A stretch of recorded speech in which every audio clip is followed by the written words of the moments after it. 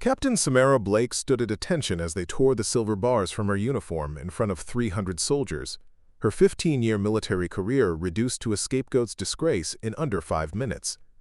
What the Army didn't know was that the classified intelligence she'd been punished for mishandling would soon save thousands of lives and force the Pentagon itself to publicly restore her rank with full honors. Before we jump back in, tell us where you're tuning in from, and if this story touches you, make sure you're subscribed, because tomorrow I've saved something extra special for you. The morning mist clung to the parade ground at Fort Harrison like a shroud as Captain Samara Blake walked across the wet asphalt toward the formation that would end her career. Her dress blues were immaculate, pressed to razor sharpness, ribbons aligned with mathematical precision, boots polished to a mirror finish that reflected the gray sky above. At 38, she carried herself with the bearing of someone who had spent 2 decades perfecting the art of military discipline, even as that same institution prepared to cast her aside. The formation stretched before her in perfect rows, 300 soldiers from the 82nd Airborne Division standing at attention in the pre-dawn darkness. Their faces were stoic masks, but she could see the questions in their eyes. How had Captain Blake, the intelligence officer who had saved countless lives during 3 combat deployments, ended up facing a public court-martial for treason? Colonel Vincent Shaw stood at the center of the reviewing stand, his weathered face set in the grim expression of a man who believed he was doing his duty. Behind him, a panel of senior officers sat like judges at an execution, their silver stars and eagles catching the harsh glow of the portable floodlights that had been brought in to ensure maximum visibility for this spectacle. Captain Samara Elena Blake, Shaw's voice carried across the silent formation with the authority of 25 years of command. You stand accused of willfully compromising classified intelligence, endangering operational security, and conduct unbecoming an officer. How do you plead? Samara's spine remained rigid, her gaze fixed on a point somewhere beyond the colonel's shoulder. She had rehearsed this moment in her mind 1,000 times during the 3 weeks of investigation that had preceded this public humiliation. Not guilty, sir. A murmur rippled through the formation, barely audible but enough to draw sharp looks from the NCOs positioned along the flanks. Shaw raised his hand for silence, then opened the manila folder that contained the evidence that would destroy her career. The facts are simple, he continued, his voice carrying the weight of absolute certainty. On March 15th, during Operation Desert Shield in northeastern Syria, Captain Blake transmitted classified enemy positions to an unauthorized Kurdish militia unit without proper clearance from command. This action resulted in a firefight that compromised our mission parameters and endangered American personnel. Samara's jaw tightened almost imperceptibly. The unauthorized Kurdish militia unit Shaw referred to was a group of local fighters who had been providing intelligence to her team for 6 months. The classified enemy positions were coordinates for an ISIS stronghold that was preparing to execute 47 captured civilians, including 12 American aid workers. And the, quote, compromised mission parameters had resulted in the successful rescue of every single hostage. But none of that mattered now. The Army needed a scapegoat for the political fallout that had followed the operation, and Captain Blake's decision to act without waiting for authorization through proper channels had made her the perfect candidate. The defendant's actions, Shaw continued, represent a fundamental breach of military protocol and chain of command. Intelligence officers do not freelance. They do not make battlefield decisions based on emotion rather than procedure. They do not compromise operational security for personal glory. Personal glory. The words hit Samara like a physical blow. She thought of Staff Sergeant Miguel Santos, who had died in her arms during her first deployment to Afghanistan, whispering his daughter's name as his life ebbed away. She thought of the convoy of refugees she had helped evacuate from Fallujah in 2019, their faces etched with gratitude and terror.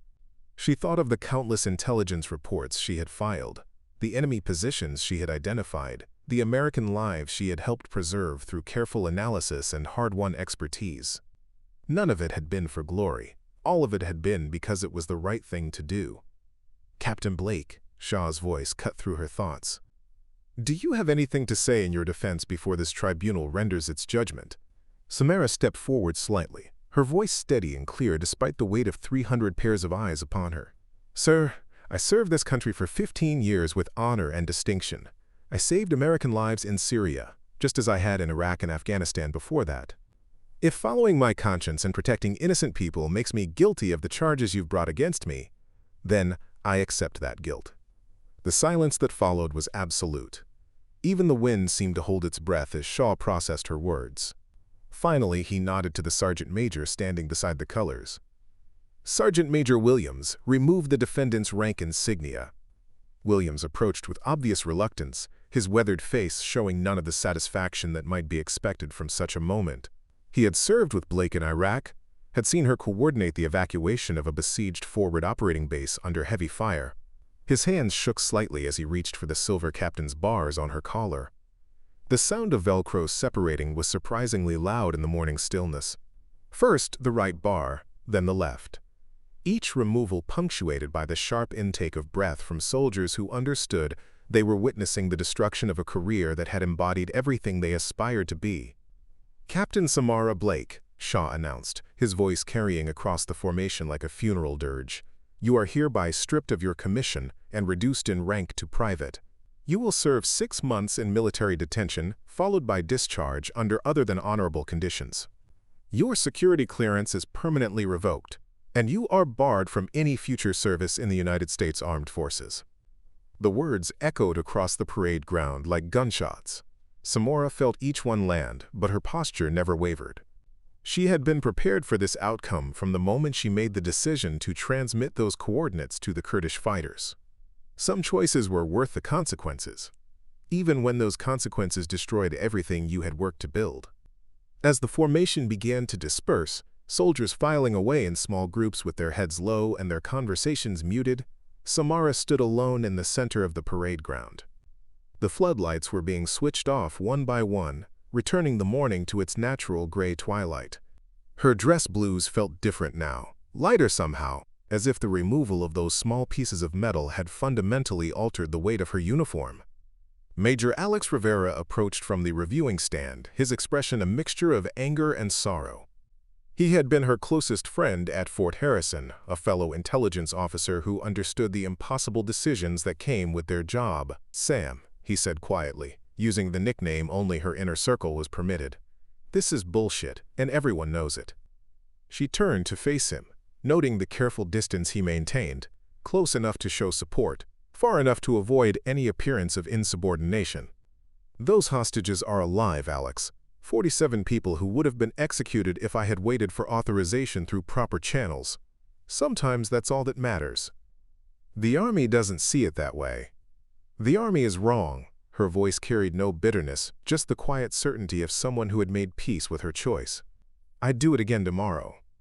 Rivera glanced around to ensure they weren't being overheard, then stepped closer. "There are people in Washington who don't agree with this decision.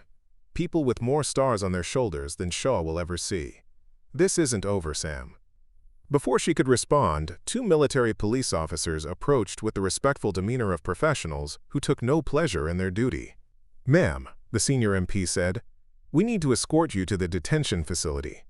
Samara nodded and began walking toward the waiting vehicle, her spine still straight despite everything that had just happened. As they reached the parking area, she turned back for one last look at the parade ground where her career had officially ended. What she saw there would stay with her through the long months ahead, nearly 100 soldiers still standing in loose formation, their hands raised in silent salutes as she was driven away. They knew, even if their commanders didn't, that they had just witnessed the punishment of someone who represented the best of what they all aspired to become. The irony was lost on none of them. In an army that prided itself on protecting the innocent and defeating evil, they had just destroyed the career of an officer whose only crime was being too effective at both. The military detention facility at Fort Harrison was a study in institutional efficiency. Gray concrete walls, fluorescent lighting that hummed with electrical persistence, and the kind of sterile atmosphere that discouraged hope.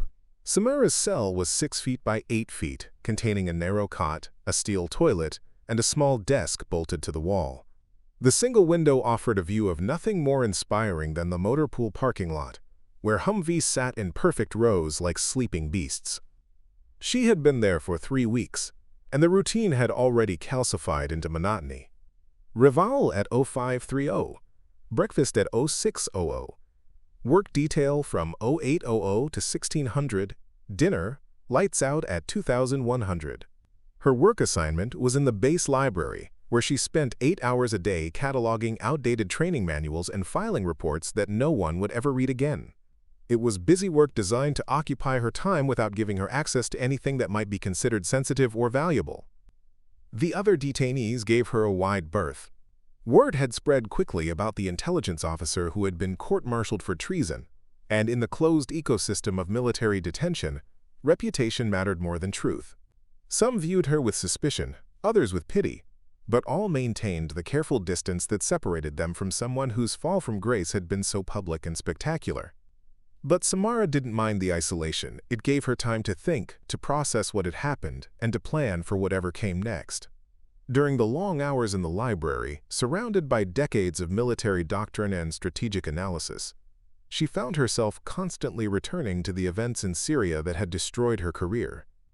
Operation Desert Shield had been routine by the standards of modern counterterrorism, a joint operation with Kurdish forces to disrupt ISIS supply lines in the northeastern provinces. Samara's role had been straightforward: provide intelligence support to the ground teams, analyze enemy communications, and coordinate with local assets who could provide real-time battlefield information. The Kurds had been invaluable partners. Led by a former Iraqi army colonel named Rashid Mahmoud, they had intimate knowledge of the terrain and an intelligence network that penetrated deep into ISIS-controlled territory. More importantly, they had proven themselves reliable over 6 months of joint operations, providing accurate information that had led to the successful interdiction of dozens of weapons shipments and the capture of several high-value targets. That reliability made Mahmoud's urgent communication on March 15 impossible to ignore. His network had identified an ISIS stronghold in the village of Al-Hasaka, where 47 hostages were being held, including 12 American aid workers who had been captured during a humanitarian mission 3 days earlier. The intelligence was solid, corroborated by satellite imagery and communications intercepts that Samara had personally analyzed. But there was a problem. ISIS had announced their intention to execute the hostages at sunset in retaliation for recent coalition airstrikes. That gave them less than 6 hours to plan and execute a rescue operation, and the nearest American quick reaction force was 8 hours away by helicopter. Samara had immediately contacted Colonel Shaw's headquarters to request authorization for an emergency rescue mission using available Kurdish forces. The response had been predictably bureaucratic. Stand by for further instructions while the request was processed through proper channels. She had waited 2 hours, then called again. Still processing. Another hour passed. Still processing. By 1,400 hours, with less than 4 hours until the announced execution time, Samara faced the kind of decision that defines a career and a conscience. Follow protocol and watch 47 innocent people die while bureaucrats debated authorization procedures, or trust her judgment and her Kurdish partners to save lives that would otherwise be lost to institutional inertia. She had chosen to save the lives. Using her secure communications equipment, she transmitted the ISIS stronghold coordinates to Mahmoud, along with detailed intelligence about enemy strength, defensive positions, and the most likely location where the hostages were being held. The Kurdish forces launched their assault at 1,630 hours, catching the ISIS fighters completely by surprise. The firefight lasted less than 20 minutes, and all 47 hostages were rescued without a single casualty among the Kurdish fighters or the people they had come to save. The mission had been a complete success by any reasonable measure. The hostages were alive, the ISIS cell had been eliminated, and American aid workers were safely on their way home to their families. But success, Samara had learned, was not always enough to satisfy the machinery of military justice. The political fallout had been swift and severe. The Syrian government complained about unauthorized military operations in their territory. The Turkish government expressed concern about American cooperation with Kurdish forces. Congressional oversight committees demanded explanations about operational security and command authority. Someone needed to be held accountable for the diplomatic complications that had followed the rescue, and Captain Blake's decision to bypass proper authorization channels made her the obvious candidate. Colonel Shaw had been apologetic but firm during their final meeting before the court-martial. "I understand why you did it, Blake," he had said, his weathered face showing genuine regret. "Hell, I might have made the same choice. But the Army can't function if every officer decides to freelance based on their personal judgment. We have procedures for a reason. Those procedures would have gotten 47 people killed, she had replied. Maybe, but that's not your decision to make. That's what command authority means. The responsibility for those kinds of choices rests with people who have the full picture, not just the tactical situation. It was a philosophical difference that could not be bridged. Shaw believed in institutional hierarchy and the wisdom of established procedures. Samara believed in the primacy of human life and the moral obligation to act when action could prevent suffering. Both positions had merit, but only one was compatible with military discipline as the Army understood it. Now, sitting in her cell as the evening count was called and the detention facility settled into its nightly routine, Samara reflected on the path that had brought her to this place. She felt no regret about her choice in Syria. Those 47 people were alive because she had trusted her judgment over her orders. But she also understood the larger implications of what she had done and why it could not be tolerated within the structure of military command. The knowledge did not make her confinement easier to bear, but it gave her a sense of perspective that helped her endure the long days and longer nights. She had traded her career for the lives of people she had never met and would never see again. It seemed like a fair exchange, even if the Army disagreed. Outside her window, the motor pool was quiet, except for the occasional patrol of security guards making their rounds. Tomorrow would bring another day of cataloging training manuals and filing reports, another day of institutional punishment for institutional disobedience. But somewhere in the world, 47 people were living their lives because an intelligence officer had chosen conscience over protocol. That knowledge was worth more than silver bars or career advancement or the approval of superiors who measured success in different terms than she did. It was worth the concrete walls and fluorescent lights and the careful distance of fellow detainees who didn't understand what real sacrifice looked like. It was worth everything she had lost, and everything she was prepared to lose still. The letter arrived on a Tuesday morning in October, 3 months into Samara's detention. It was delivered with the regular mail by Sergeant First Class Michael Torres, a young MP who had drawn library duty and seemed genuinely interested in the intelligence manuals she was cataloging. Unlike most of the guards, Torres treated her with the professional courtesy due to a fellow soldier rather than the suspicion reserved for convicted criminals. "Blake," he said, approaching her desk where she was cross-referencing training documents from the 1990s. "You've got mail from Washington. Looks official." The envelope bore the seal of the Department of Defense and was marked with the kind of security classifications that Samara hadn't seen since her arrest. Her name was typed on expensive letterhead, former Captain Samara Blake, followed by her detention facility address. The return address showed only a Pentagon office number with no identifying information about the sender. Samara set down her pen and accepted the letter with steady hands, though her pulse quickened as she recognized the weight and texture of high-level government correspondence. Torres lingered nearby, clearly curious about mail that carried more official weight than the typical letters from family members or military lawyers. "Mind if I open this in private, Sergeant?" she asked. Torres nodded and moved to the far end of the library, positioning himself where he could maintain visual supervision while giving her space to read. It was a small kindness that Samara appreciated more than he probably realized. The letter was brief and written in the formal language of official military correspondence. "Ms. Blake, your service record and the circumstances surrounding your recent court-martial have come to the attention of senior Defense Department officials. We would like to request a meeting to discuss certain aspects of your intelligence work in Syria and Iraq that may be relevant to ongoing operations. This meeting would be conducted under the provisions of Executive Order 12,958 regarding classified national security information. Your participation would be voluntary, but your unique expertise in Middle Eastern insurgent networks could prove valuable to current strategic planning efforts. If you are willing to participate, please respond through the base legal office within 7 days. Transportation and security arrangements will be handled through appropriate channels. Respectfully, Dr. Amanda Price, Deputy Director, Defense Intelligence Analysis Center, Pentagon."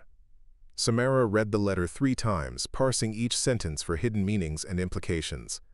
The language was deliberately vague, offering no specifics about what kind of meeting they wanted or what ongoing operations might require her input. But the fact that it had come from the Pentagon's Intelligence Directorate suggested something significant was developing. More intriguing was the reference to her unique expertise in Middle Eastern insurgent networks. During her 3 combat deployments, Samara had developed an unusually deep understanding of how terrorist organizations adapted their tactics and communications in response to coalition countermeasures. She had written dozens of intelligence assessments that had been distributed throughout the special operations community, and her analysis of ISIS command structures had been cited in strategic planning documents at the highest levels of government. But all of that expertise had supposedly been discredited by her court-martial. The Army's official position was that her judgment was compromised, her methods unreliable, and her willingness to bypass proper channels made her a security risk. Why would the Pentagon suddenly be interested in consulting with someone they had deemed unfit for service? "Everything okay, Blake?" Torres called from across the library. She folded the letter and slipped it into her pocket. "Just family news, Sergeant. Nothing dramatic." It was a lie, but a necessary one. Military detention facilities were not conducive to privacy, and word of contact from Pentagon officials would spread through the base within hours. Until she understood what this meeting might entail, discretion seemed like the better part of valor. The rest of the day passed in a haze of distraction. Samara went through the motions of her work detail, filing reports and updating catalog entries, but her mind was elsewhere. She thought about the intelligence networks she had cultivated in Iraq and Syria, the pattern analysis techniques she had developed, the dozens of successful operations that had resulted from her work. Had something changed in the Middle East that made her specific knowledge valuable again? That evening, during the brief recreation period before lights out, she placed a call to Major Rivera using the detention facility's monitored phone system. Their conversation was necessarily circumspect, conducted in the careful language of people who understood that every word was being recorded and analyzed. "Alex, it's Sam. How are things at the office?" "Same old routine," Rivera replied, but she could hear the tension in his voice. "Though there's been some interesting mail coming through lately. Seems like people in high places are asking questions about some of our recent personnel decisions." It was as close as he could come to confirming that her court-martial had attracted attention from senior officials. The knowledge that others were questioning the Army's handling of her case provided some comfort, but it also raised new concerns about what might be expected of her. Any idea what kind of questions? The kind that suggests people might want to hear different perspectives on recent events, particularly from people with specialized knowledge. They talked for a few more minutes about innocuous topics, mutual friends, base gossip, the weather, before ending the call. But Rivera's carefully coded message was clear. Someone with significant authority was taking a second look at her case, and they might be interested in her side of the story. That night, lying on her narrow cot as the detention facility settled into its usual quiet routine, Samara stared at the ceiling and considered her options. She could ignore the Pentagon's request and serve out the remainder of her sentence in obscurity, accepting her discharge and trying to build a new life outside the military. It would be the safe choice, the one that avoided further complications and potential disappointments. Or she could accept the meeting and discover what had prompted the Defense Department's sudden interest in her expertise. It was a risk. There was no guarantee that anything good would come from renewed contact with a military establishment that had already judged her unfit for service. But it was also an opportunity to contribute something meaningful to national security, even if her official career was over. The decision, when it came, was easier than she had expected. She had spent 15 years serving her country in uniform, and that commitment didn't end just because the uniform had been taken away. If her knowledge could help protect American lives or advance American interests, she had an obligation to share it regardless of personal consequences. The next morning, she submitted her response through the base legal office. She would accept the meeting with Pentagon officials. Within 48 hours, she received confirmation that transportation would be arranged for the following week. As she returned to her work in the library, cataloging training manuals that documented decades of military evolution and adaptation, Samara reflected on the strange turns her life had taken. 3 months ago, she had been a disgraced former officer facing an uncertain future. Now somehow, she was being summoned to the Pentagon as a consultant on matters of national security. She had no idea what they wanted from her, or whether this meeting represented a genuine opportunity for redemption or simply another disappointment in a career that had already seen its share of both. But for the first time since her court-martial, she felt the familiar stirring of purpose that had originally drawn her to intelligence work. Whatever came next, she would face it with the same combination of professional competence and moral conviction that had guided her through 3 combat deployments and ultimately cost her everything she had worked to achieve. It was all she knew how to do, and it was all she had left to offer. The Pentagon looked exactly as Samara remembered it from her brief visits during intelligence briefings early in her career, a massive concrete monument to American military power, its corridors humming with the controlled urgency of people managing global responsibilities. But walking through those corridors as a civilian escort, rather than an active duty officer, felt surreal, like returning to a childhood home that had somehow shrunk in the intervening years. Sergeant First Class Torres had accompanied her on the flight from Fort Harrison, maintaining his professional demeanor while clearly curious about what kind of meeting warranted Pentagon attention for a detained soldier. The military transport had been comfortable enough, but Samara spent most of the 3-hour flight staring out the window and wondering what exactly she was walking into. Her escort through the Pentagon was a young Air Force lieutenant who introduced himself as Peters and seemed genuinely impressed to be guiding someone who had been summoned by the Defense Intelligence Analysis Center. He maintained a respectful distance as they navigated the building's labyrinthine corridors, but Samara caught him stealing glances at her, as if trying to reconcile her unremarkable appearance with whatever reputation had preceded her arrival. The meeting room was on the 4th floor, down a corridor lined with portraits of former defense secretaries, and decorated with the kind of understated elegance that suggested serious money and serious power. Peters knocked twice on a heavy wooden door, marked only with a room number, waited for permission to enter, then ushered Samara inside before withdrawing and closing the door behind her. The room contained a polished conference table surrounded by leather chairs, with large windows offering a view of the Potomac River and the Virginia countryside beyond. 3 people were already seated at the table, their professional attire and serious expressions immediately identifying them as senior government officials. Dr. Amanda Price rose from her chair at the head of the table and extended her hand with the confident bearing of someone accustomed to command authority. She was younger than Samara had expected, perhaps early 40s, with short brown hair and the kind of analytical intelligence that seemed to catalog everything it encountered. "Miss Blake, thank you for coming. I'm Dr. Price, and these are my colleagues from the Defense Intelligence Agency and the National Security Council." The other 2 introduced themselves as Deputy Director James Foster and Senior Analyst Rebecca Cross, though their titles told Samara less than their demeanor. These were people who operated at the highest levels of national security decision-making, the kind of officials who briefed cabinet secretaries and influenced policy that affected millions of lives. "Please have a seat," Dr. Price said, gesturing toward a chair opposite her position. "I know this must be an unusual situation for you, given your current circumstances." Samara settled into the indicated chair and folded her hands on the table in front of her. "I'm curious about why my circumstances suddenly seem relevant to the Defense Department. 3 months ago, the Army determined that my judgment was compromised and my methods unreliable." Deputy Director Foster leaned forward slightly, his weathered face showing the kind of gravitas that came from decades of intelligence work. "The Army's determination was based on administrative and disciplinary considerations, not an assessment of your analytical capabilities or operational knowledge. Those are 2 very different things. With respect, sir, the court-martial suggested they were considered the same thing." Dr. Price opened a thick folder that had been sitting closed in front of her. "Ms. Blake, over the past 6 weeks, we've been dealing with a situation in northern Iraq that has required us to reassess certain aspects of our intelligence operations in that region. Specifically, we've been trying to understand why our current analytical models have been consistently failing to predict insurgent activity patterns." She removed several satellite photographs from the folder and spread them across the table. The images showed what appeared to be rural Iraqi countryside, with small villages connected by dirt roads and scattered agricultural areas.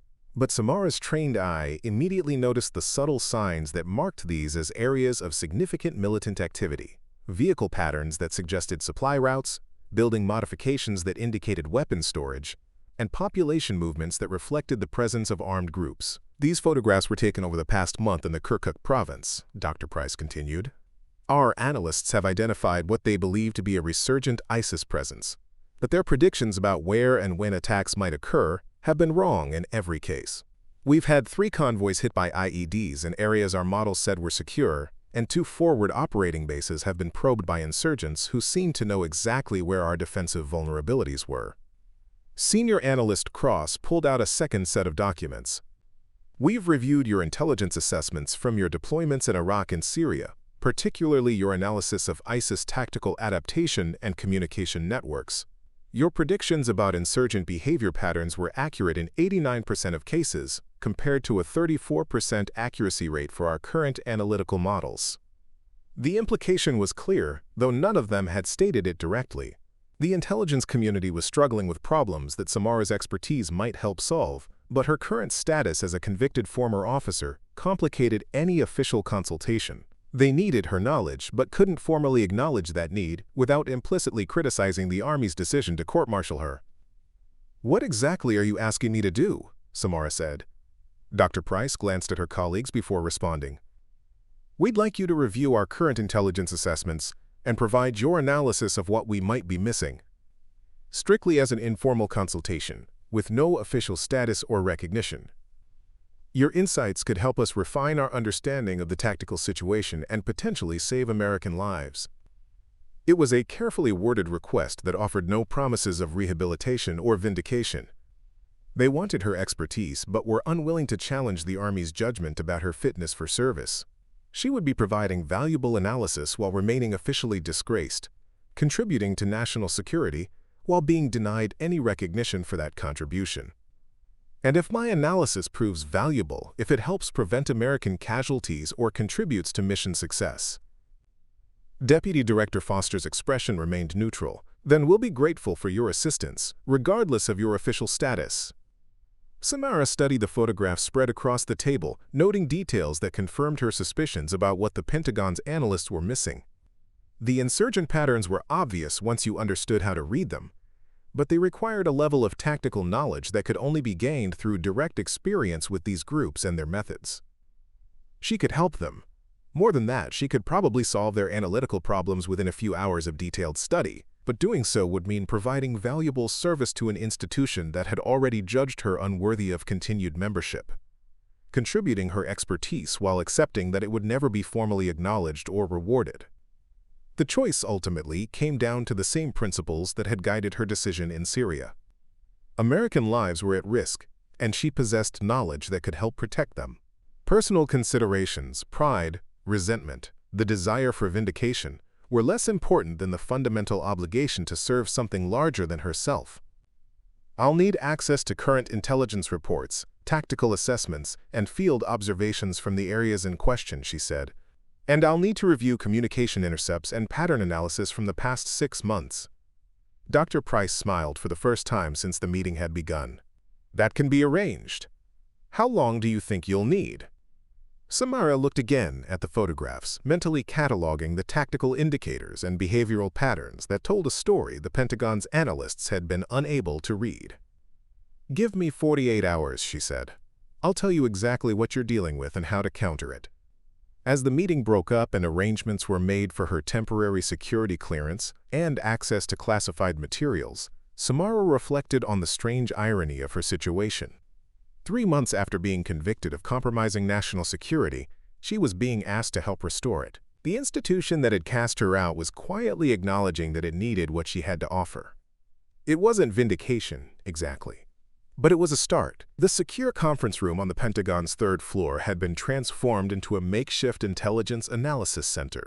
3 computer terminals hummed quietly on temporary tables, their screens displaying classified reports, satellite imagery, and communication intercepts from northern Iraq. Stacks of folders marked with various security classifications covered every available surface, and a large wall-mounted monitor showed a detailed map of Kirkuk province dotted with colored pins indicating recent insurgent activity.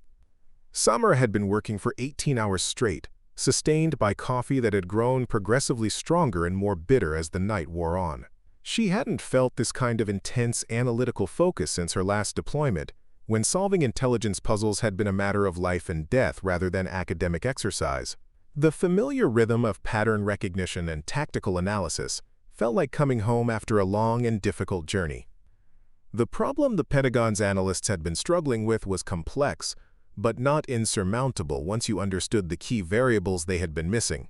The resurgent ISIS cells in Kirkuk weren't operating according to the traditional models that American intelligence had developed during the height of the Iraq War. Instead, they had adapted their tactics based on lessons learned from years of coalition countermeasures, creating hybrid networks that combined elements of conventional insurgency with the sophisticated operational security of international terrorism. The fundamental error, Samara explained to Dr. Price and her team during her preliminary briefing, is assuming that these groups are still operating like traditional insurgents. They're not. They've evolved into something much more sophisticated. She pointed to a series of communication intercepts displayed on one of the terminals. Look at these message patterns. Your analysts have been treating them as simple tactical coordination, but they're actually using a layered communication system that embeds operational information within seemingly innocuous commercial transactions. Deputy Director Foster leaned closer to the screen, studying the data with the intensity of someone trying to decode a foreign language. Commercial transactions? Fake agricultural sales, construction contracts, vehicle rentals, all conducted through legitimate Iraqi businesses that have been either infiltrated or coerced into cooperation. The quantity and timing of these transactions correspond directly to operational planning for attacks against coalition forces. Samara pulled up another set of data showing the correlation between commercial activity and subsequent insurgent operations. The pattern was clear once you knew what to look for, but it required understanding how these groups had adapted their methods to exploit the very systems that coalition forces use to monitor normal economic activity. This explains why our predictive models have been failing, Senior Analyst Cross observed. We've been looking for military indicators when we should have been tracking economic patterns. Exactly, and it gets more complicated. Samara switched to a different display showing population movement data from the affected areas.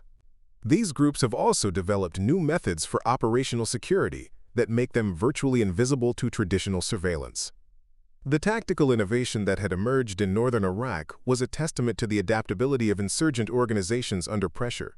Rather than maintaining fixed safehouses or communication networks that could be detected and disrupted, the ISIS cells had developed a nomadic operational structure that rotated constantly between different locations and support networks. They're using the refugee population as camouflage, Samara explained. There are thousands of displaced persons moving through Kirkuk province at any given time, and the insurgents have learned to embed their operatives within these population flows. They move when the refugees move, hide where the refugees hide, and coordinate their activities through the same informal networks that displaced populations used to survive. It was a brilliant adaptation that exploited both the humanitarian crisis created by years of conflict and the coalition's reluctance to conduct intensive surveillance of refugee populations. The insurgents had essentially made themselves invisible by hiding among the people most in need of protection and assistance. Dr. Price studied the analysis with obvious admiration for the tactical sophistication it revealed. How do we counter something like this? You don't try to stop it, Samara replied. You get ahead of it. Over the next 6 hours, she outlined a comprehensive strategy for disrupting the new insurgent networks. Instead of trying to track individual operatives or intercept their communications after the fact, her approach focused on predicting their movement patterns and operational requirements before they could act. The refugee flows aren't random, she explained, highlighting movement patterns on the wall-mounted map. They follow predictable routes based on seasonal employment opportunities, tribal affiliations, and security conditions. If you understand these patterns, you can predict where insurgent operatives are likely to appear and when they're most vulnerable to interdiction. The strategy she proposed was elegant in its simplicity. Rather than chasing insurgents after they had already established themselves in new areas, coalition forces could position themselves along the predicted movement routes and identification points where hostile operatives were most likely to separate themselves from genuine refugee populations. The key is timing, Samara continued. These groups are most vulnerable during transition periods when they're moving between operational areas. They have to break their normal security protocols to coordinate with new support networks, and that creates windows of opportunity for intelligence collection and direct action. She had identified 7 specific locations where insurgent operatives were likely to appear over the next 2 weeks, along with detailed recommendations for surveillance techniques and interdiction strategies that could disrupt their operations without endangering civilian refugees. Preparing and narrating this story took us a lot of time, so if you are enjoying it, subscribe to our channel. It means a lot to us. Now back to the story. The reaction from the Pentagon team was immediate and enthusiastic. These were experienced intelligence professionals who recognized innovative analysis when they saw it, and Samara's approach offered solutions to problems that had been frustrating them for months. "This is exactly what we needed," Deputy Director Foster said, reviewing her tactical recommendations. "How confident are you in these predictions?" 95%, Samara replied without hesitation. "I've seen these patterns before in Syria and Western Iraq. The operational requirements are the same, and the tactical constraints force them to behave in predictable ways." Dr. Price closed the folder containing Samara's written analysis and looked across the table with an expression that mixed professional respect with obvious frustration. "Ms. Blake, your work here has been exceptional. In 18 hours, you've solved analytical problems that have been plaguing our best people for months. But I have to ask, why isn't someone with your capabilities still serving in an official capacity?" It was the question that had been hanging over the room since the meeting began. Everyone present understood that they were consulting with someone whose expertise was obviously valuable, but whose official status suggested professional incompetence or worse. The contradiction was impossible to ignore. "Because I prioritized saving lives over following procedures," Samara replied. "The Army couldn't tolerate that kind of independent judgment, even when it achieved the desired results." The silence that followed was heavy with implications. These were people who operated at the highest levels of national security decision-making, where the ability to exercise independent judgment was considered essential rather than problematic. They understood the difference between administrative compliance and operational effectiveness, even if the Army's justice system apparently did not. "What happens now?" Samara asked. Dr. Price glanced at her colleagues before responding. "Your analysis will be implemented immediately. We'll coordinate with field commanders in Iraq to position assets according to your recommendations, and we'll monitor the results over the next few weeks. And if it works, then we'll have confirmation that the Army made a significant error in judgment regarding your capabilities and your value to national security operations." It wasn't a promise of rehabilitation or vindication, but it was an acknowledgement that her court-martial might have been based on considerations other than professional competence. For someone who had spent 3 months accepting that her career was over and her reputation permanently damaged, even that qualified recognition felt like a victory. As the meeting broke up and arrangements were made for her return to Fort Harrison, Samara reflected on the strange turns her life continued to take. 3 days ago, she had been cataloging outdated training manuals in a military detention facility. Now, her analysis was driving tactical operations that could affect the safety of thousands of American personnel overseas. The knowledge that her expertise was still valued, even by people who couldn't officially acknowledge that value, provided a sense of purpose that had been missing since her arrest. Whatever happened next, she had contributed something meaningful to the mission that had defined her adult life. In a world where personal vindication seemed impossible, professional relevance was enough. The secure phone call came at 0347 hours on a Thursday morning, 2 weeks after Samara's return to Fort Harrison. She had been deep in sleep when the shrill ring of the detention facility's emergency communication system jolted her awake. Such calls were rare and usually indicated either a family emergency or some significant development in a detainee's legal case. Sergeant Torres appeared at her cell door within minutes, his expression suggesting he had no more idea than she did about why someone would be calling at such an hour. "Blake, you've got a priority call from Washington. They're patching it through to the legal office." Samara pulled on her uniform jacket and followed Torres through the empty corridors of the detention facility. The legal office was a small room lined with law books and filing cabinets, dominated by a desk that held a secure telephone system used for confidential communications between detainees and their attorneys. But the person waiting on the other end of the line wasn't her lawyer. "Ms. Blake, this is Dr. Price. I apologize for the early hour, but we have a situation that requires your immediate attention." Even through the encrypted connection, Samara could hear the tension in Dr. Price's voice. Something significant had happened, and it involved the intelligence analysis she had provided 2 weeks earlier. "I'm listening, Dr. Price." Your predictions were accurate, all of them. We've conducted 6 interdiction operations based on your analysis, and we've captured or killed 37 insurgent operatives without a single civilian casualty. More importantly, we've disrupted what appears to have been a coordinated attack plan targeting multiple coalition bases. The words hit Samara like a physical impact. Her analysis hadn't just been correct. It had led to operational successes that had saved American lives and dealt a significant blow to insurgent capabilities in northern Iraq.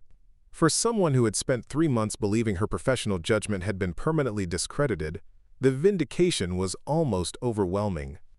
That's excellent news, she managed. It gets better. During the interrogation of captured operatives, we learned that they were planning a complex coordinated attack for next Tuesday. 3 separate vehicle-borne improvised explosive devices targeting Forward Operating Base Liberty, Camp Speecher, and the Coalition Logistics Hub at Balad. The intelligence we gathered from your analysis allowed us to prevent what would have been the deadliest attack against American forces in Iraq in over 2 years. Samara closed her eyes and leaned against a desk, processing the magnitude of what Dr. Price was telling her. Hundreds of American personnel would have been killed or wounded if those attacks had succeeded. The strategic impact would have been enormous, potentially forcing a re-evaluation of the entire American presence in Iraq. Dr. Price, I am grateful that the analysis proved useful, but why are you calling me at this hour? I assume there are proper channels for reporting operational successes. There was a pause on the other end of the line, followed by what sounded like papers being shuffled.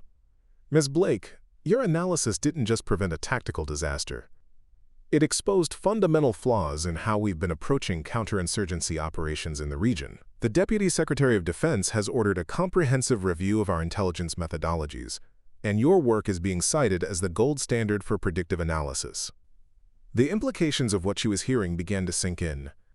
If senior Pentagon officials were using her work as an example of superior analytical capabilities, it raised serious questions about the Army's decision to court-martial someone whose methods were apparently more effective than those of their best professional analysts.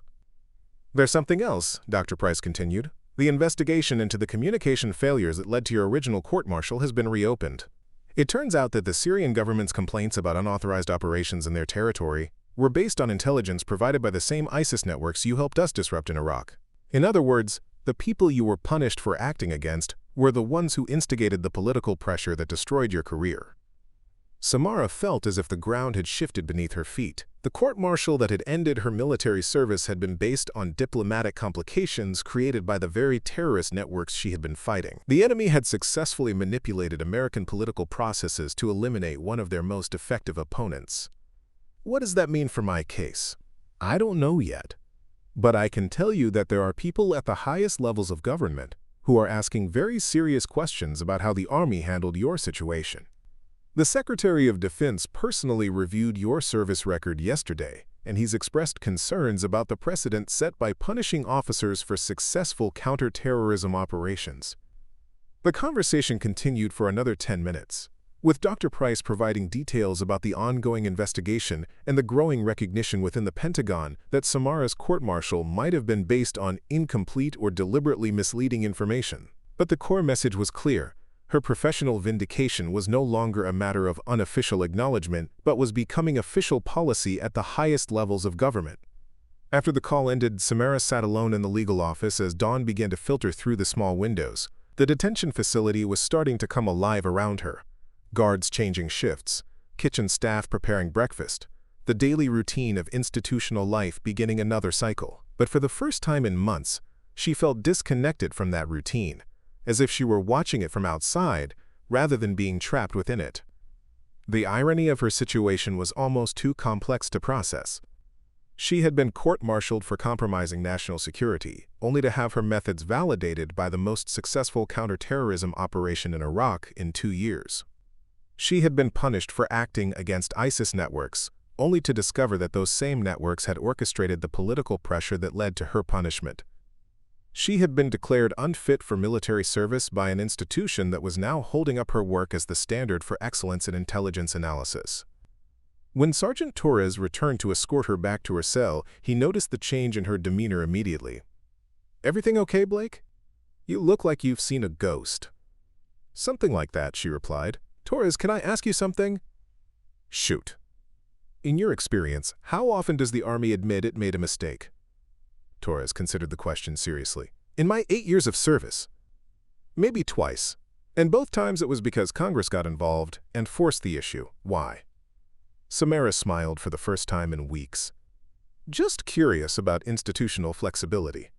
As they walked back through the empty corridors, Samara reflected on the strange trajectory her life had taken.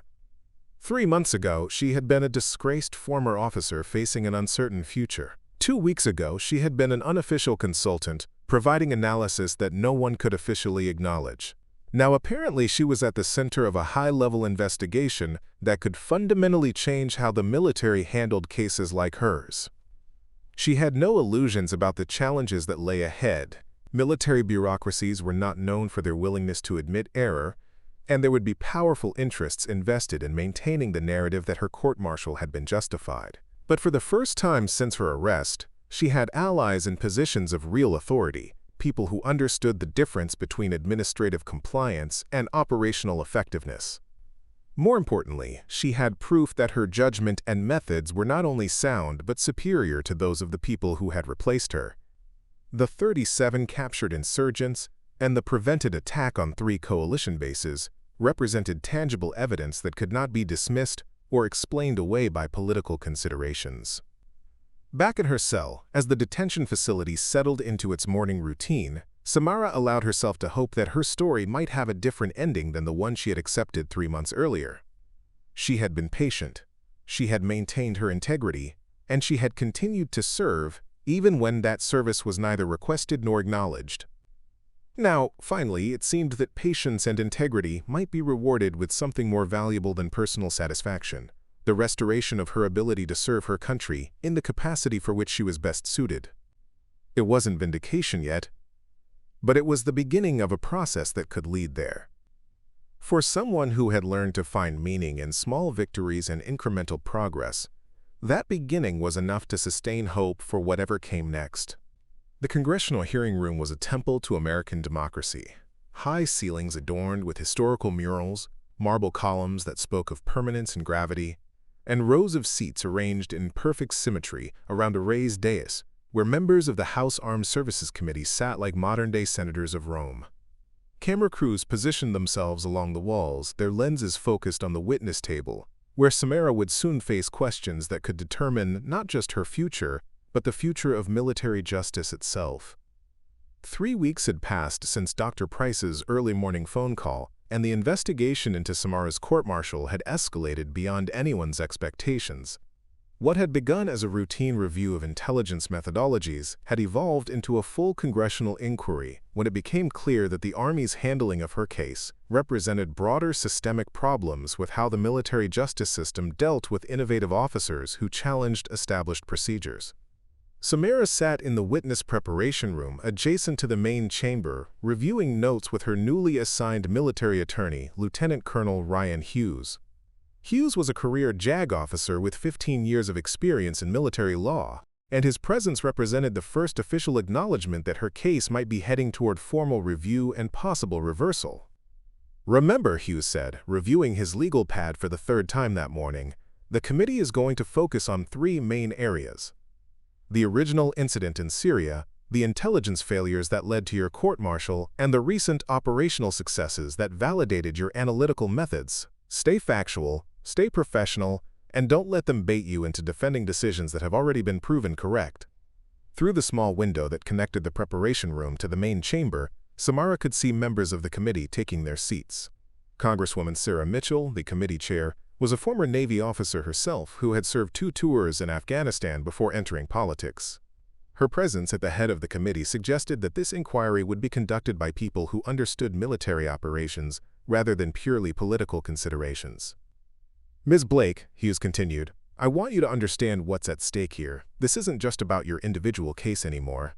The Pentagon's review has identified at least 12 other instances over the past 5 years where officers were disciplined for taking initiative that later proved to be correct. Your testimony could influence how the military handles innovative thinking and independent judgment for decades to come." The weight of that responsibility was both inspiring and daunting.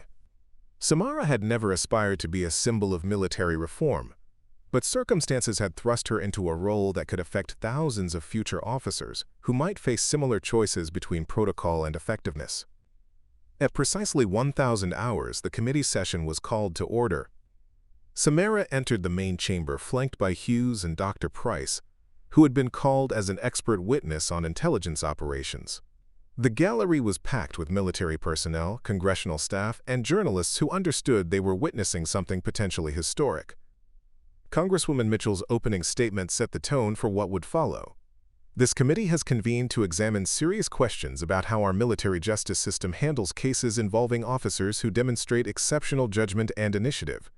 Captain Blake's case represents either a successful example of military discipline maintaining good order, or a catastrophic failure of institutional leadership that punished excellence and nearly cost American lives. We intend to determine which interpretation is correct. The first hour of testimony focused on the original incident in Syria. Samara recounted the events of March 15th in detail, explaining the intelligence picture that had led to her decision to coordinate with Kurdish forces without waiting for formal authorization. She described the time pressure, the lives at stake, and the tactical considerations that had made immediate action necessary. Captain Blake asked Congressman David Chen, a Republican from Texas, "Did you consider the possibility that your unauthorized action could compromise future operations or endanger other American personnel?" "Yes, sir, I did. But I also considered the certainty that 47 people would die if I waited for authorization through proper channels. In my judgment, the immediate threat to innocent lives outweighed the potential risks to future operations." "And you were comfortable making that decision unilaterally?" "No, sir, I was not comfortable with it. But I was convinced it was the right decision, and subsequent events have confirmed that assessment." The second hour focused on the court-martial proceedings and the evidence that had led to her conviction. Dr. Price testified about the intelligence failures that had influenced the Army's decision, particularly the revelation that Syrian government complaints about unauthorized operations had been based on information provided by ISIS networks. Dr. Price, Congresswoman Mitchell asked, "In your professional opinion, was Captain Blake's court-martial based on accurate intelligence about the diplomatic consequences of her actions?" "No, ma'am, it was not. The Syrian government's protests were orchestrated by the same terrorist networks that Captain Blake was fighting. In effect, she was punished based on propaganda from the enemy she had successfully defeated." The revelation sent a murmur through the gallery. Several committee members exchanged meaningful glances, and Samara could see journalists frantically taking notes about this confirmation of what had been rumored but never officially acknowledged. The third hour of testimony covered the recent operational successes in Iraq and the validation of Samara's analytical methods. Dr. Price presented detailed evidence about the 37 captured insurgents, the prevented attacks on coalition bases, and the broader strategic impact of operations based on Samara's intelligence work. Dr. Price asked Congressman Michael Torres, a Democrat from California, what would have happened if Captain Blake's analytical methods had not been available for the Iraq operations. "In my assessment, sir, we would have lost between 200 and 400 American personnel in the coordinated attacks that her analysis helped us prevent. The strategic impact would have been catastrophic, potentially forcing a fundamental reevaluation of our presence in the region." The weight of those numbers settled over the room like a heavy blanket. 400 American lives, sons and daughters, husbands and wives, people with families and futures, and dreams that would have been cut short if not for the expertise of someone the Army had deemed unfit for service. During the final hour, Congresswoman Mitchell asked the question that had been building throughout the testimony, "Captain Blake, if you were restored to active duty and faced with a similar situation tomorrow, would you make the same decision again?" Samara looked across the committee table at the faces of representatives who held her future in their hands. Some showed skepticism, others showed sympathy, but all showed the gravity of people wrestling with complex questions about military discipline, individual judgment, and the cost of institutional rigidity. "Yes, ma'am, I would. My oath as an officer was to defend the Constitution and protect American lives. When those obligations conflict with administrative procedures, I believe the higher duty must prevail." The hearing concluded with closing statements from committee members, but the real verdict would come in the weeks that followed as congressional pressure combined with Pentagon recommendations to force the Army to confront the fundamental questions raised by Samara's case. As she left the Capitol building that afternoon, Samara reflected on the surreal journey that had brought her from a detention cell to the halls of Congress in less than 4 months. She had no guarantees about what would happen next, but she had told her story truthfully and completely. The rest was in the hands of people who would have to decide whether the military was strong enough to admit when it had made a mistake. For the first time since her court-martial, that possibility seemed not just hopeful but probable. The evidence was overwhelming, the political pressure was mounting, and the cost of continued inaction was becoming impossible to ignore. Justice, she was beginning to believe, might actually be possible after all. The phone call that would change everything came on a cold December morning, 6 weeks after the congressional hearing. Samara was in the detention facility library, working through her final week of confinement, when Sergeant Torres appeared with an expression she had never seen before, a mixture of excitement, disbelief, and something that looked almost like awe. "Blake," he said, his voice carefully controlled despite the obvious emotion beneath it, "you need to come with me, right now." The tone was different from any of their previous interactions. Torres wasn't speaking to her as a guard addressing a detainee, but as a soldier speaking to someone whose status had fundamentally changed in ways that neither of them fully understood yet. They walked through corridors that Samara had traversed hundreds of times over the past 6 months, but everything felt different now. Other detainees watched her passage with curiosity, and several guards nodded with unexpected respect.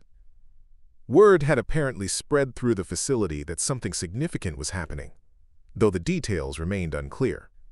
The base commander's office was a space Samara had never seen before: wood paneling, military portraits, flags representing decades of American military heritage. Colonel Vincent Shaw stood behind an imposing desk, but his expression lacked the stern authority that had characterized their previous encounters. Instead, he looked like a man who had been forced to confront uncomfortable truths about his own judgment.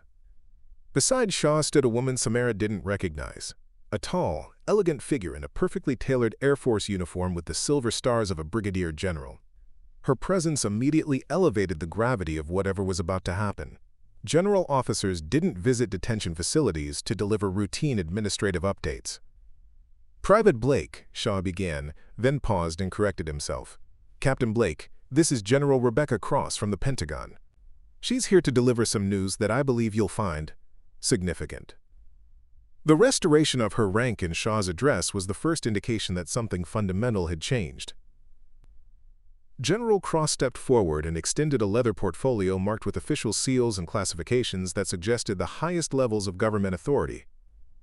"Captain Blake," General Cross said, her voice carrying the crisp authority of someone accustomed to delivering momentous news, "I'm here on behalf of the Secretary of Defense and the Secretary of the Army to inform you that your court-martial conviction has been overturned and your military record has been fully restored." The words hit Samara like a physical impact. After 6 months of accepting that her career was over, the sudden reversal felt surreal, as if she were watching someone else's life unfold rather than experiencing her own vindication. The investigation conducted by the Defense Intelligence Agency, combined with the congressional inquiry and subsequent Pentagon review, has conclusively determined that your court-martial was based on false information and flawed legal reasoning, General Cross continued. More significantly, your actions in Syria have been officially recognized as having saved 47 innocent lives while successfully disrupting terrorist operations that threatened American interests. She opened the portfolio and removed a series of official documents. Your rank of captain is hereby restored with full back pay and benefits. All negative entries related to your court-martial have been expunged from your service record. And you are hereby awarded the Defense Meritorious Service Medal for exceptional analytical work that prevented terrorist attacks in Iraq and saved an estimated 300 to 400 American lives. Samara accepted the documents with hands that remained steady despite the magnitude of what she was hearing. The Defense Meritorious Service Medal was one of the military's highest decorations for non-combat achievements, typically reserved for officers whose contributions had strategic impact on national security. To receive such recognition after being court-martialed for treason represented a reversal that was almost unprecedented in military history. "There's more," General Cross said. "The Secretary of Defense has personally requested that you accept a new assignment as Senior Intelligence Analyst for Counterterrorism Operations at the Defense Intelligence Agency. This position would place you at the highest levels of national security planning, with authority to develop and implement intelligence methodologies for the entire Department of Defense." The offer represented everything Samara had lost and more. Not only was her career being restored, but she was being elevated to a position of greater authority and responsibility than she had ever held before. The institution that had cast her out was now acknowledging that her methods and judgment were not just acceptable but exemplary. Colonel Shaw stepped forward, his expression showing the strain of a man forced to confront his own mistakes. "Captain Blake, I owe you a personal apology.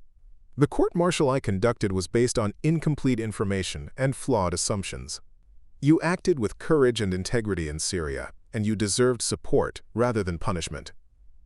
It was a remarkable admission from a senior officer who had built his career on the principle that institutional authority was paramount. Shaw's willingness to acknowledge error publicly represented the kind of leadership that could prevent similar injustices in the future. "Sir," Samara replied, "I understand the position you were in. You acted on the information available to you at the time." "That's generous of you, Captain, but it doesn't excuse the failure to investigate more thoroughly before destroying an exemplary career. The Army failed you, and I failed you personally." General Cross handed Samara a final document, travel orders directing her to report to the Pentagon within 72 hours for briefing on her new assignment. "Captain Blake, your country needs your expertise now more than ever. The analytical methods you've developed are being implemented across all combat commands, and your insights into terrorist network adaptation are shaping policy at the highest levels of government." As they prepared to leave the commander's office, General Cross added one more piece of information that put everything into perspective. "Captain, you should know that your case has already resulted in changes to military justice procedures. The Secretary of the Army has issued new guidelines, requiring that courts-martial involving innovative tactical decisions must include consultation with relevant subject matter experts before proceedings can begin. Your experience is helping to ensure that other officers won't face similar injustices in the future." Walking back through the detention facility for the final time, Samara reflected on the extraordinary journey that had brought her from public disgrace to official vindication. The same corridors that had represented institutional rejection now felt like a passage toward renewed purpose. The guards who had supervised her confinement now offered respectful nods that acknowledged her transformation from prisoner to honored expert. Sergeant Torres accompanied her to collect her personal belongings, his demeanor showing the complex emotions of someone who had witnessed both injustice and its correction. "Captain," he said as they reached her former cell, "I just want you to know that most of us never believed you deserved to be here. What you did in Syria was exactly what we all hope we'd have the courage to do in the same situation." The personal items she had accumulated during 6 months of detention seemed insignificant now. A few books, letters from supporters, the notebook where she had continued to develop analytical techniques even while imprisoned. But they represented something important. Proof that she had maintained her integrity and continued to serve even when that service was neither requested nor acknowledged. As she prepared to leave Fort Harrison for the final time, Samara understood that her vindication represented more than personal justice. It demonstrated that American institutions, despite their flaws and failures, retain the capacity for self-correction when confronted with overwhelming evidence of error. The same system that had punished her for excellence had ultimately recognized that excellence and elevated it to the highest levels of national service. She had been patient, she had maintained her integrity, and she had continued to believe in the mission even when the institution had abandoned her. Now, finally, that patience and integrity were being rewarded with something more valuable than personal satisfaction: the opportunity to serve her country at the highest levels, and to help ensure that future officers would not face the same institutional blindness that had nearly destroyed her career. Justice, it turned out, was not just possible but inevitable when truth and persistence converged with the moral courage of leaders willing to admit their mistakes and correct them. The Pentagon's E-ring corridor hummed with a controlled urgency that defined the nerve center of American military power. As Samara walked past offices where generals and admirals shaped global strategy, she marveled at how dramatically her circumstances had changed in just 72 hours. 3 days ago, she had been completing her final week in military detention. Now she was reporting for duty as Senior Intelligence Analyst for Counterterrorism Operations, one of the most influential positions in the Defense Intelligence Agency. Her new office was located in the Pentagon's most secure section, accessible only to personnel with the highest level security clearances. The space itself was unremarkable: standard government furniture, computer terminals with multiple classification levels, and walls lined with secure communication equipment. But the significance of what would happen in this room was profound. intelligence analysis that could affect military operations across 6 combatant commands, and influence national security policy at the highest levels of government. Dr. Amanda Price was waiting when Samara arrived for her first-day briefing, along with Deputy Director James Foster and a woman Samara didn't recognize, a Navy captain with the bearing of someone accustomed to managing complex operations under intense pressure. "Captain Blake," Dr. Price said, rising from her chair with obvious satisfaction, "welcome to your new assignment. I'd like you to meet Captain Elena Rodriguez, who will be your deputy and liaison with operational commands worldwide." Captain Rodriguez stepped forward with the crisp professionalism that marked elite military officers. "Captain Blake, it's an honor to work with someone whose analytical methods are already being studied at the War College. Your approach to network analysis and pattern prediction is revolutionizing how we understand insurgent behavior." The introduction was both welcoming and slightly surreal.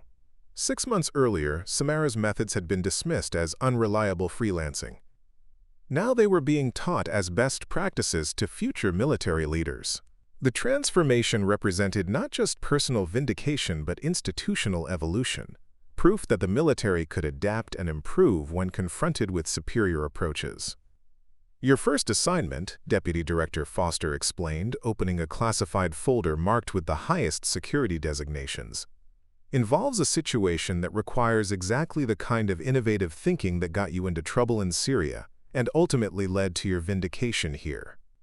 The folder contained intelligence reports from multiple theaters of operation: Afghanistan, Somalia, the Philippines, and several locations that were redacted but clearly involved ongoing classified operations. The common thread connecting all these disparate situations was a pattern of insurgent adaptation that traditional analytical methods had failed to predict or counter. "Terrorist networks worldwide have been studying our tactical responses and developing countermeasures that exploit our institutional predictability," Dr. Price explained. "They've learned that American forces follow established protocols even when those protocols are tactically inferior. They're using our own procedural compliance against us." Samara studied the reports with growing recognition. The patterns were eerily similar to what she had observed in Syria and Iraq: insurgent groups that had evolved beyond traditional models, adapting their methods to exploit the very systems that coalition forces use to track and counter them. "It's worse than institutional predictability," she observed after reviewing several case studies. "They're actively manipulating our decision-making processes by feeding information designed to trigger specific bureaucratic responses." Captain Rodriguez leaned forward with obvious interest. "Can you elaborate on that?" "Look at these communication intercepts from Afghanistan," Samara said, highlighting specific passages in the intelligence reports. "The Taliban isn't just avoiding our surveillance. They're deliberately creating communication patterns designed to trigger our standard analytical procedures. They know how we process intelligence, and they're gaming the system to produce false positives and misdirected responses." It was a sophisticated form of information warfare that went beyond traditional deception operations. Instead of simply hiding their activities, insurgent groups were actively manipulating American intelligence systems by exploiting the procedural predictability that characterized institutional responses to different types of threats. "This explains why our success rates have been declining across multiple theaters," Deputy Director Foster said, reviewing the evidence with obvious concern. "We've been fighting an enemy that understands our processes better than we understand theirs." Over the next 4 hours, Samara outlined a comprehensive strategy for countering insurgent manipulation of American analytical procedures. Her approach focused on developing adaptive methodologies that could evolve faster than enemy countermeasures, combined with decision-making processes that emphasized tactical flexibility over procedural compliance. "The key is accepting that our enemies are learning faster than our institutions are adapting," she explained. "We need analytical frameworks that can evolve in real time rather than bureaucratic procedures that remain static until formally updated through slow institutional processes." The strategy she proposed was elegant but challenging to implement. It required senior commanders to accept that junior officers with specialized expertise might need to make tactical decisions without waiting for authorization through traditional command structures. It was exactly the kind of independent judgment that had led to her court-martial in Syria. "Captain Blake," Dr. Price said after reviewing her preliminary recommendations, What you're proposing would require fundamental changes to how the military balances command authority with tactical flexibility. Are you confident that institutional resistance can be overcome? Samara smiled with the hard-won wisdom of someone who had paid a personal price for challenging institutional orthodoxy. Dr. Price, 6 months ago I was in a military detention cell because the Army couldn't tolerate an officer who prioritized effectiveness over procedure. Today, that same approach is being implemented as official policy. Institutions can change when the cost of not changing becomes unacceptable. The afternoon was spent briefing senior Pentagon officials on the global implications of insurgent adaptation and the necessary responses. Samara found herself presenting to generals and admirals who controlled resources that could affect millions of lives, offering recommendations that would influence military operations on multiple continents. The reception was overwhelmingly positive. These were experienced leaders who understood the difference between tactical innovation and institutional insubordination, and they recognized that Samara's methods offered solutions to problems that had been frustrating them for years. "Captain Blake," said General Patricia Hayes, the Pentagon's senior intelligence official, "your analysis confirms what many of us have suspected, that our procedural rigidity has become a tactical vulnerability. How quickly can you develop specific recommendations for each combatant command?" 6 weeks for comprehensive analysis, sir. 2 weeks for preliminary recommendations that could be implemented immediately in high-priority areas. Outstanding. You'll have whatever resources you need and direct access to commanders in the field. This is exactly the kind of adaptive thinking we need to stay ahead of enemies who are constantly evolving their methods. As her first day at the Pentagon concluded, Samara reflected on the extraordinary journey that had brought her to this position. She had been court-martialed for the same kind of innovative thinking that was now being hailed as essential for national security. The difference was context, leadership, and the willingness of senior officials to acknowledge that tactical success sometimes required departing from established procedures. Walking through the Pentagon's corridors toward the parking garage, she passed the same portraits of former defense secretaries and military leaders that had impressed her during her first visit as a detained consultant. But now she was viewing them as a colleague rather than an outsider, someone whose expertise would help shape the institution's future rather than someone seeking validation from its past. The phone in her pocket buzzed with a text message from Major Rivera at Fort Harrison. "Saw the news about your new assignment. The whole base is talking about it. Proud to know someone who proved the system can still work when it needs to." It was a reminder that her vindication represented more than personal justice. Officers throughout the military were watching her story unfold, understanding that institutional courage still existed, and that speaking truth to power could ultimately be rewarded rather than punished. Her example would encourage future leaders to trust their judgment, even when that judgment conflicted with established procedures. Tomorrow would bring new challenges, new opportunities to apply innovative methods to complex problems, and new chances to prove that the military's greatest strength lay not in rigid adherence to protocol, but in the intellectual courage of leaders willing to adapt and evolve.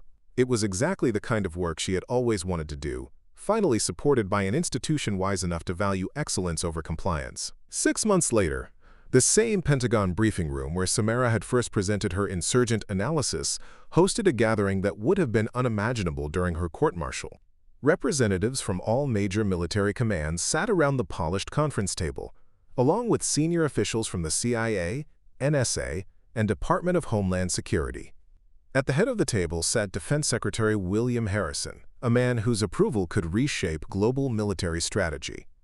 Samara stood before a wall-mounted display showing a world map dotted with green indicators, each representing a successful operation conducted using the analytical methodologies she had developed since joining the Pentagon.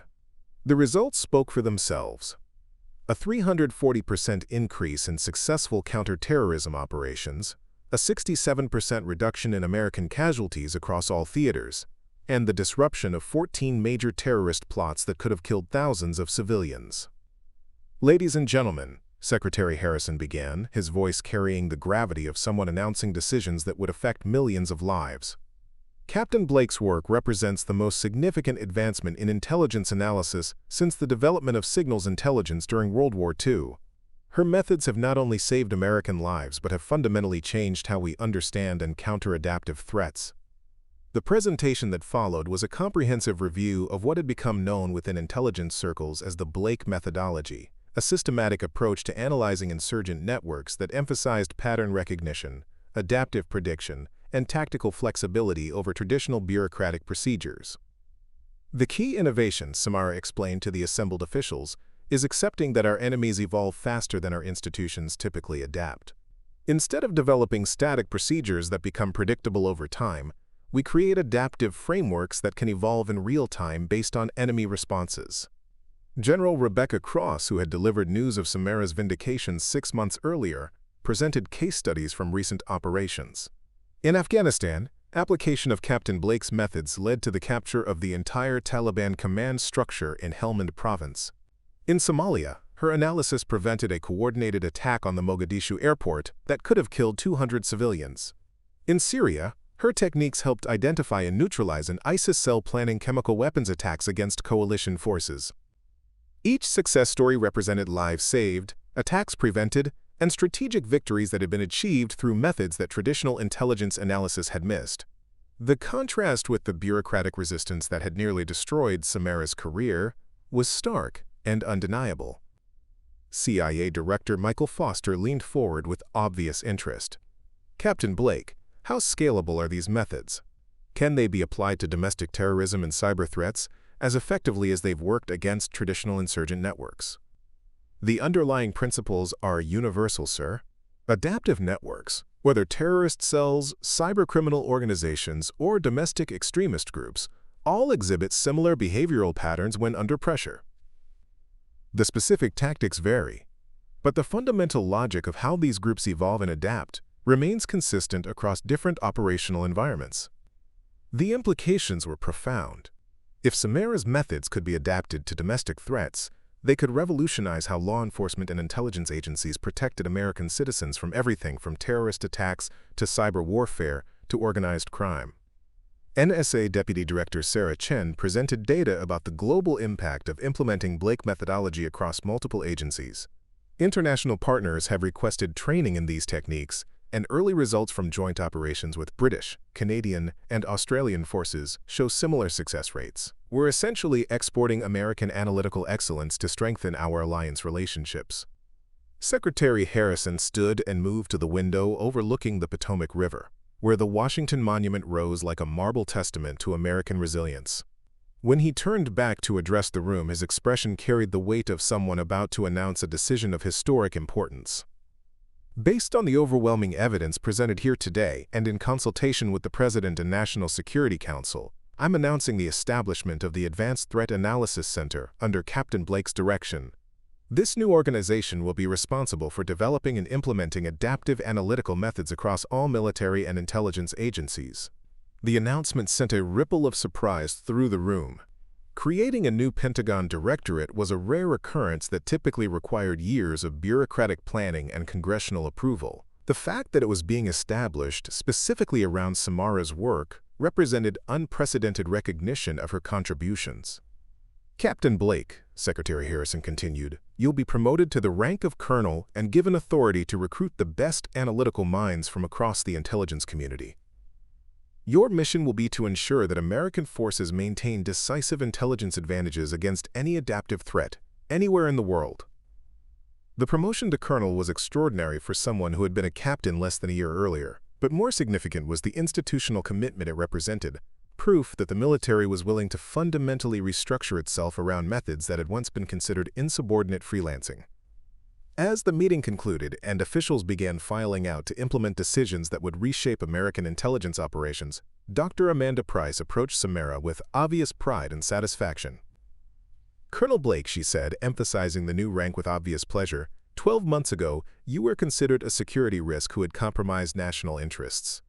Today, you're being placed in charge of protecting those same national interests. How does it feel to have achieved the most dramatic career reversal in Pentagon history?" Samara looked around the briefing room where her vindication had been formalized and her future had been shaped. The portraits of former defense secretaries seemed to nod approvingly from their positions along the walls, as if acknowledging that she had earned her place among the leaders who had served American security interests with distinction. "Dr. Price," she replied, "it feels like the institution finally caught up with the mission. I never stopped believing in the importance of protecting American lives and defeating our enemies. I just had to wait for the system to recognize that innovation and integrity aren't threats to military effectiveness. They're essential to it. The drive home that evening took her past the Vietnam Memorial, where thousands of names carved in black granite testified to the cost of military service. Samara stopped and walked along the memorial wall, reading names and reflecting on the responsibility that came with her new position. Every analytical decision she made could affect whether future names would be added to similar memorials, whether families would lose loved ones to enemies who had adapted faster than American defenses. It was a sobering reminder that her vindication was not an end but a beginning, the start of a career dedicated to ensuring that American military superiority remained both technologically advanced and tactically adaptive.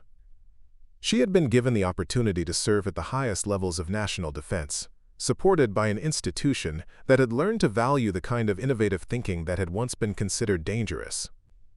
The next morning would bring new challenges, new threats to analyze, and new opportunities to prove that American ingenuity could stay ahead of any enemy willing to test it. But tonight, driving through the streets of Washington, D.C. past monuments to leaders who had faced their own tests of institutional courage, Colonel Samara Blake allowed herself to feel something she hadn't experienced since before her court-martial: complete confidence that she was exactly where she belonged, doing exactly the work she was meant to do. The system had not just vindicated her, it had elevated her to a position where her expertise could protect the very institution that had once tried to destroy her career. It was, she reflected, a distinctly American kind of redemption story. 2 years after her public court-martial, Colonel Samara Blake stood once again on the parade ground at Fort Harrison. But this time, she was not facing disgrace. She was receiving the highest honor the United States military could bestow upon an intelligence officer. The Distinguished Service Medal ceremony drew representatives from every branch of service, congressional leaders, and senior officials from intelligence agencies worldwide, who had come to witness the formal recognition of someone whose methods had revolutionized modern warfare.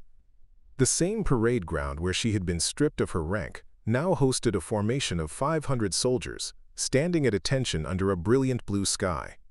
The reviewing stand that had once held officials determined to make an example of her insubordination now displayed the flags of allied nations whose forces had benefited from her analytical innovations.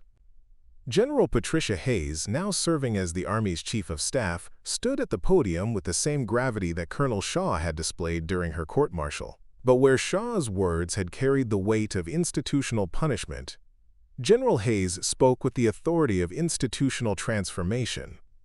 "Ladies and gentlemen," General Hayes announced, her voice carrying across the formation with crisp precision, "we are gathered today to honor an officer whose courage, integrity, and intellectual excellence exemplify the highest traditions of American military service.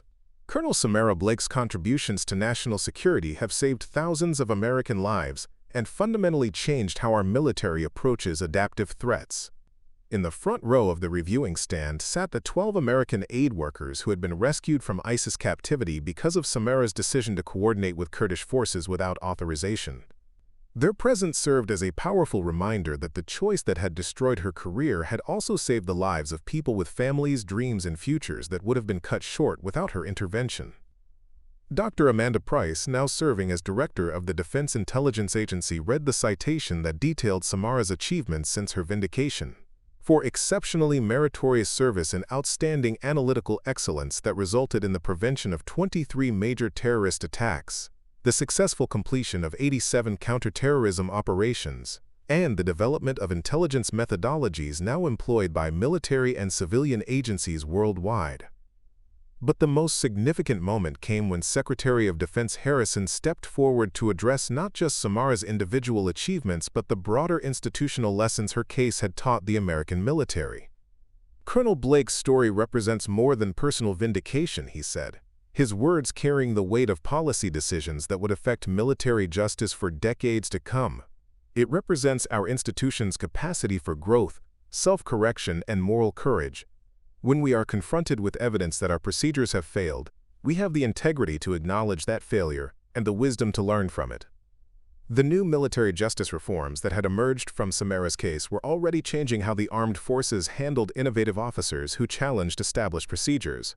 The Blake Protocol now required that any court-martial involving tactical innovation or independent judgment include consultation with relevant subject matter experts and consideration of operational outcomes rather than purely procedural compliance. As General Hayes approached to present the Distinguished Service Medal, Samara thought about the journey that had brought her to this moment. The path from public disgrace to national recognition had required not just professional competence, but the moral courage to maintain her principles when the entire institutional weight of the military had been arrayed against her.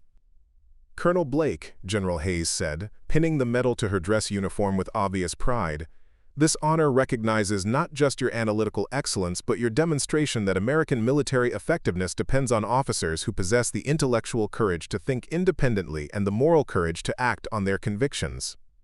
The applause that followed was not the polite recognition typically given at military ceremonies, but the enthusiastic appreciation of people who understood they were witnessing something historically significant. Officers throughout the formation understood that Samara's vindication represented validation of their own potential to challenge orthodoxy when innovation was required. In the audience, Major Alex Rivera, now Lieutenant Colonel Rivera, watched with obvious satisfaction as his friend received recognition that had been delayed but not denied. Beside him sat Captain Elena Rodriguez, who had become Samara's deputy at the Advanced Threat Analysis Center and was implementing Blake methodology training programs across all military branches. Staff Sergeant Michael Torres, who had been promoted and transferred to the Pentagon as part of Samara's security detail, stood at attention with the kind of professional pride that came from having recognized excellence before it was officially acknowledged. His early respect for her integrity had been vindicated by events that proved character was often more predictive of success than institutional approval. As the ceremony concluded and the formation began to disperse, Samara reflected on the profound changes that had occurred not just in her own life, but in the institution she served. The military that had once punished her for innovative thinking now celebrated and promoted that same innovation.